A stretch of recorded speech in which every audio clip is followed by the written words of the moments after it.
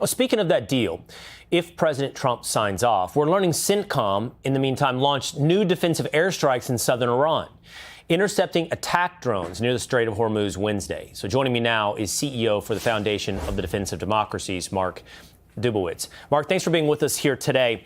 Let's together take a look at some of the bullet points of this 60-day agreement that is awaiting President Trump's approval.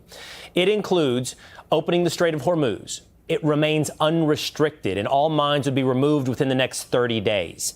The U.S. blockade would then be lifted. Iran would agree not to pursue a nuclear weapon, and talks begin on disposal of uranium and the cessation of any enrichment.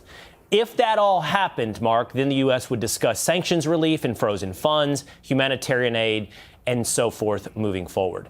I've always understood this to be a two-step process. This appears to at least be step one of the two-step process, revolving around opening the Strait of Hormuz.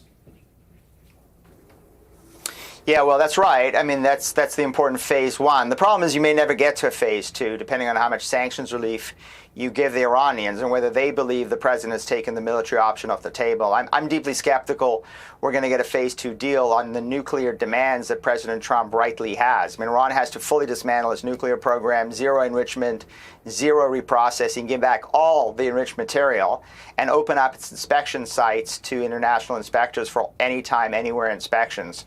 If we can get that deal, they get sanctions relief. But I'm deeply skeptical they'll give it, and I think they're just trying to string out another U.S. president the way they strung out President Obama and President Biden. I think President Trump's too smart for that.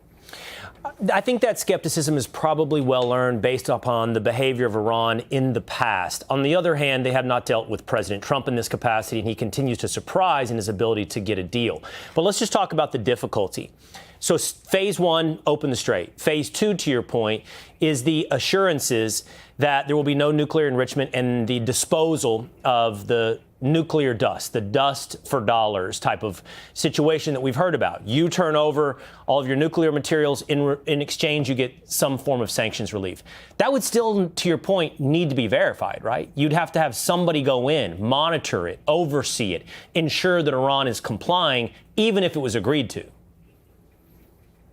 Yeah, that's right. I mean, it's going to be the International Atomic Energy Agency, which is the UN. They've got good technical expertise. But at the end of the day, I mean, the real expertise is the intelligence expertise that the CIA, Mossad, NSA, and Unit 8200 bring to actually monitoring Iranian mendacity. The Iranians are going to cheat like they always have.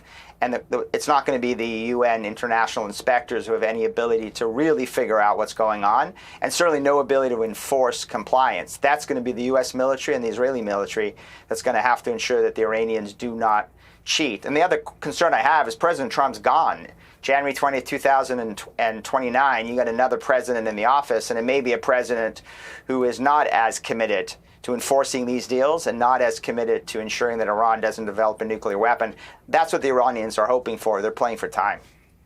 Well, there's plenty of room for skepticism. It's a long road from here to the ultimate deal, but I do think it's worth marking that this could be step one. It's phase one, potentially here, of that potential deal. Mark Dubowitz, thanks so much for being with us. Thanks, Will. Be sure to like and subscribe for all the Fox News latest on YouTube, and catch full shows streaming now on Fox One.